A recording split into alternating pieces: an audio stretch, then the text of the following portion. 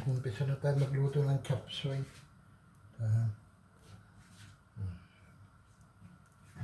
Habang pinapainit natin yung palayok, maglagay tayo ng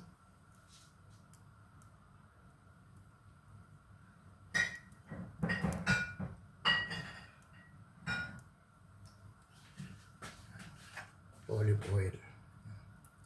Kunti lang. Yung paubos na.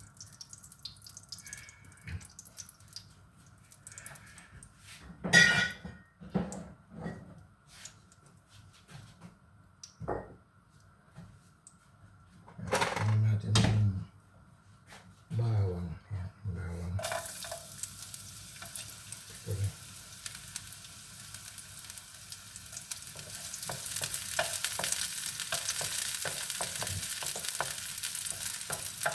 Lagyan na natin ng sibuyas na puti.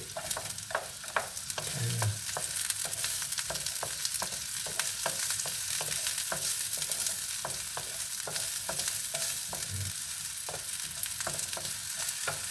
Huwag natin tayo na pumula kasi may itong kahan. Ito. Yung deli kahan na nagawin natin sa iyo.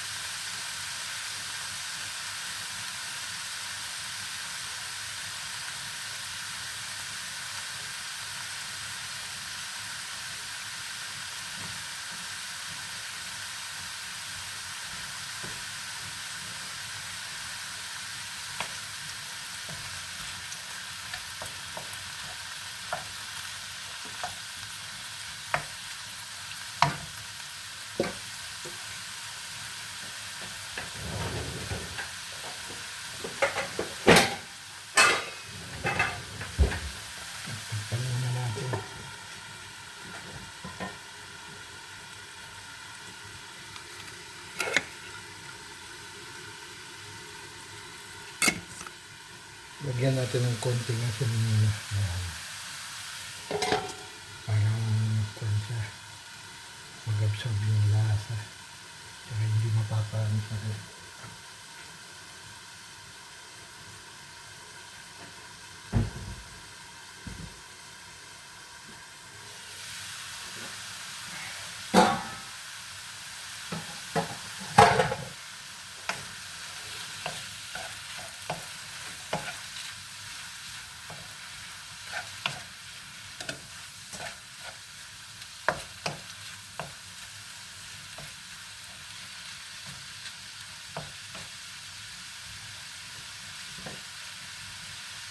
Lagyan na natin yung atay ng baboy para masarap siya.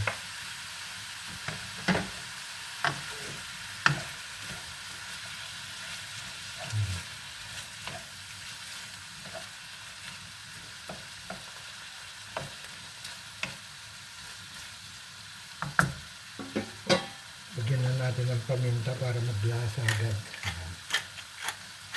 Durog na paminta. Lagyan natin ng chop suey.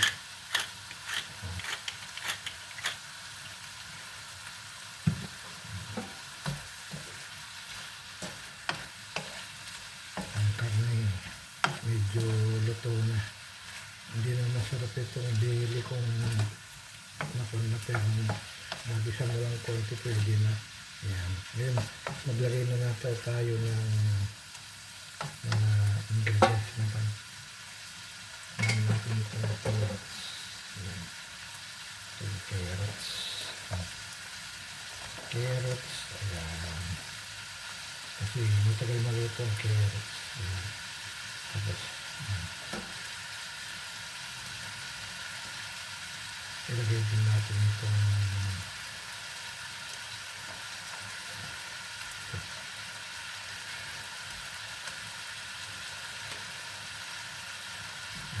para masarap siya.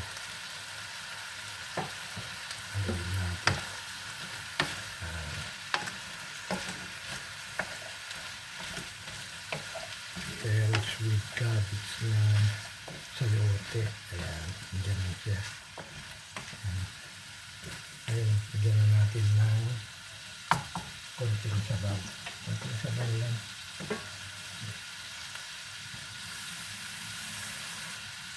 Konting sabaw.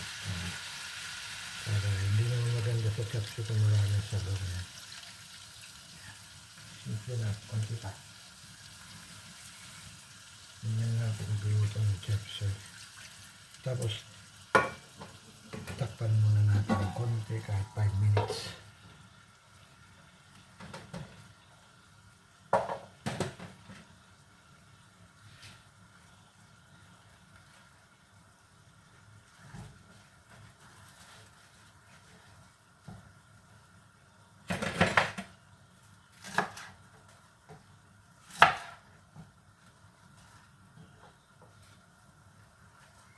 Habang nagluluto, nag-iiwa naman ako ng ayan, petsay.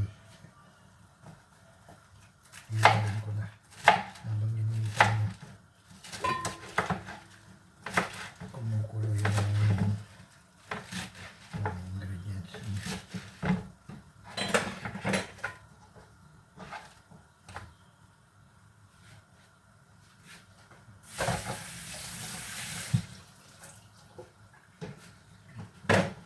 Buksan na natin. Ayan, nagkuhan na siya.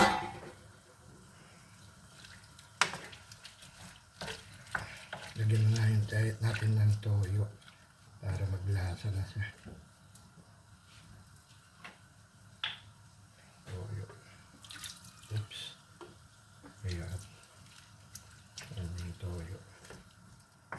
Ayan.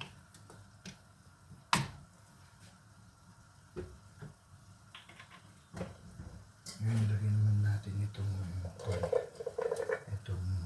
vegetable Italia ito, pero masarap ito. Ayan. Parang patola siya, pero Italian ko nito.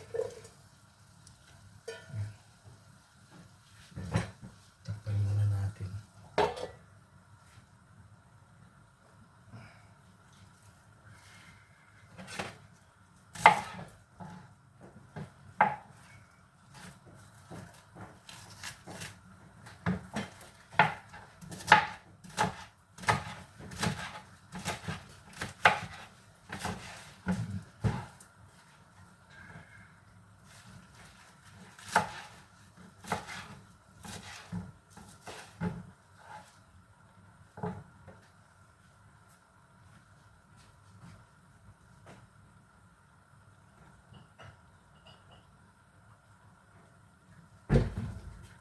Lagyan din natin ng oyster sauce para maglasa. Ayan. Para maglasa siya. Para masarap oyster sauce. Ayan. Ngayon haluin natin. Susunod natin ngayon dyan yung cauliflower at saka broccoli. Takpan muna natin. Takpan muna natin ng ilang minuto.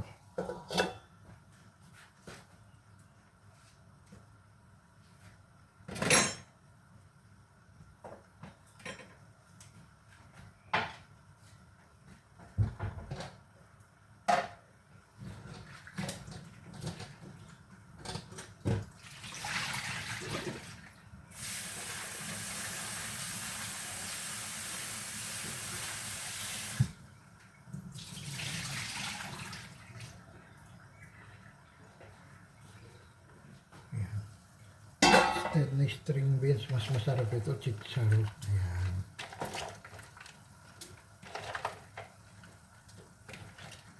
Galing sa garden natin yung chicharon. Ayan siya.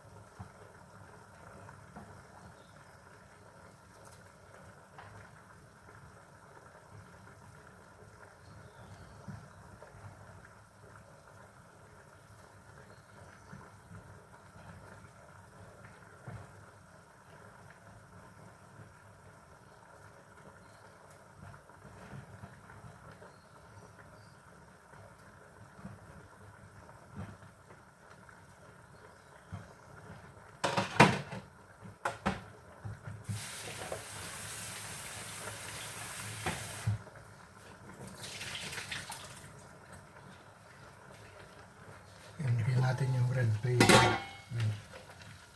Red paper. Para masarap siya. Mabango kasi yung red paper. Ganyan ang pagluluto ng chop suey. Haluin natin ngayon. Ayan. Ang chop suey dapat kan lang. Huwag mong lutuin na perme. Para makuha mo yung lasa. Yung pan lang ang pan niya. Ayan. Ngayon, lagyan na natin yung cauliflower at saka cauliflower. Ayan.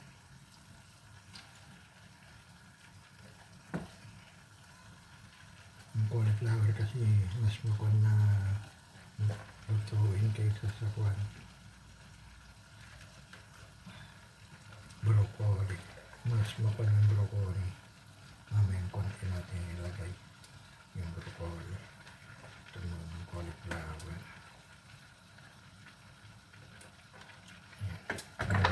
Halo-halo natin para makakuha yung yan, ang dami na siya. Oh. Punong-puno na itong pan. Masarap ito pag press talaga. Ayan. Kaya parang kulang yung tubig niya. Lagyan natin ng konti. Ang ilalagay natin mamaya yung pan.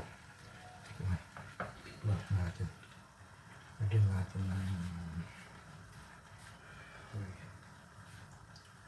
asukal. Ayan. Lagyan natin ng pulang asukal pala. Ito. Pulang asukal. Ayan. Para masarap siya. May bali 2 kutsara lang yan. Ang ilagay natin na pulang asukal. Yan na, pulang asukal dapat ang ilagay. Pwede rin yung puti pero mas maganda yung pulang asukal. Haluin natin. Mix. Ayan. Pero yung sabaw ayos lang.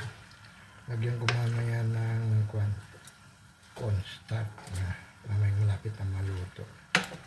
Yan.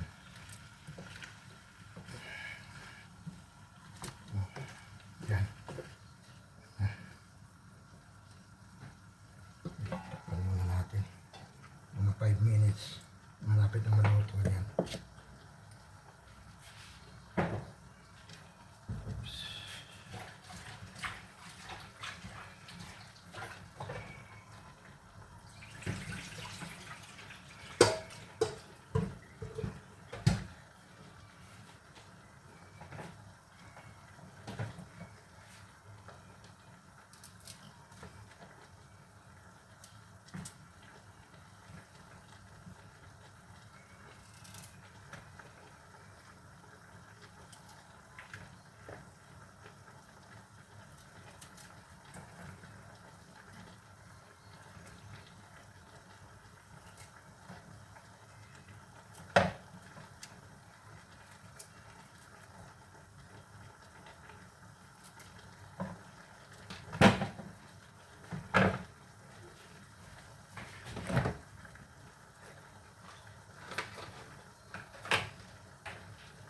Natin pa ng isang nut tubes para makuha yung lasa.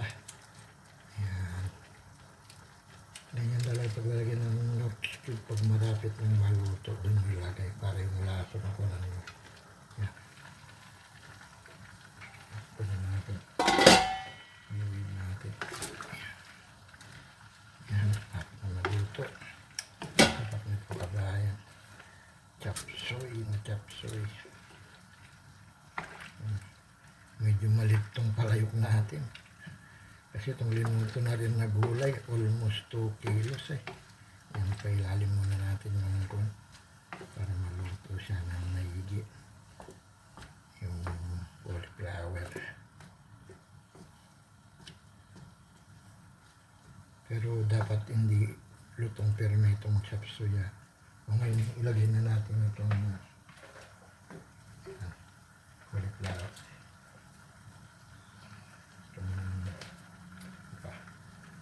Tapos ng cauliflower ito.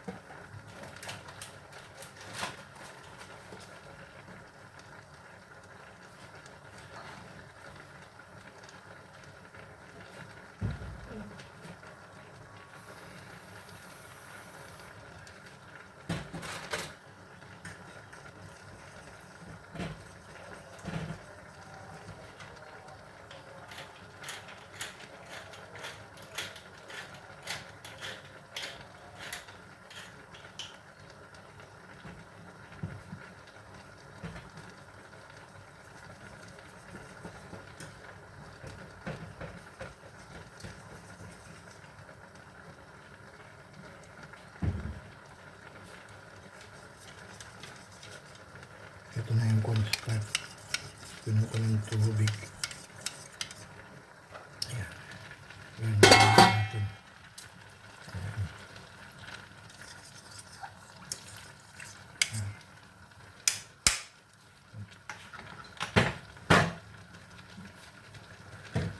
Ngayon nilagay na natin yung petsal. So isa na rin magluto ito kaya hinuli natin. Petsal. Ganyan lang ang sapsoy kabayan. Ayan. Ngayon.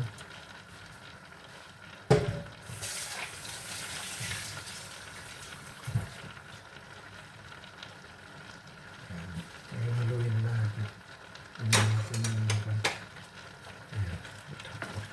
Kasi marami siya, mahulog yung kwan. Dalawang sandok gamitin natin.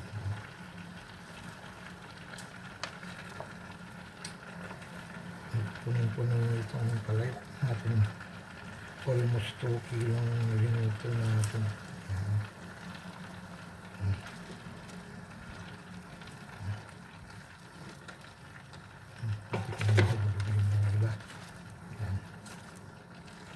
Palitan ko yung sandok na malaki.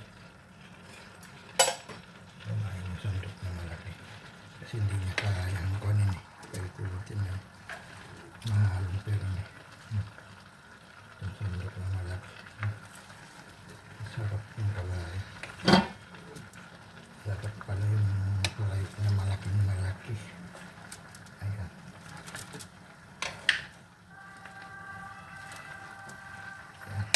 Sarap. Yung sabaw niya nakukuha na nag-absorb na yung cornstarch. Kaya medyo malapat. Ganyan lang yung sapsoy kabayan. Ano pa? Kasi hindi na halong perme. Para malutong perme yung bagong lagay. Yung broccoli hindi pa luto.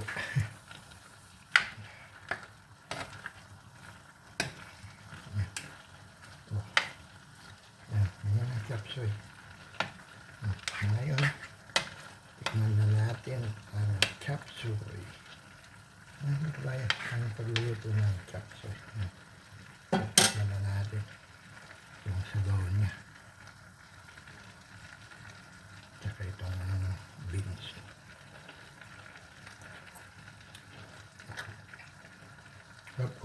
Lutuan siya. Haluin ko lang ano ko ng sabaw niya.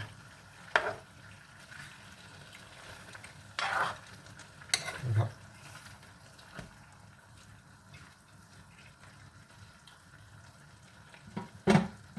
Ano ba? Nandito na lang. Thank you for watching.